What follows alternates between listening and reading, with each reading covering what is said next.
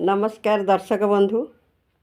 आज पवित्र पंचुकर तृतीय दिवस। यही अवसर रे मु आपण मानक सम्मुखरे मोर गोटे छोट जगन्नाथ भजन समर्पी देवाक चाहूँगी। आशा करी आपण माने निश्चय कविता को भल पाइबा देवे। लाइक शेयर एंड सब्सक्राइब निश्चित करेंगे।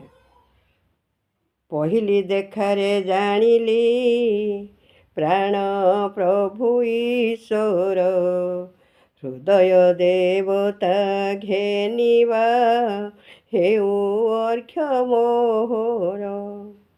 पूजा रचना वंदना किछि न जाने मुही, कि भावे पूजिबी तुमको प्रभु दिअवतार।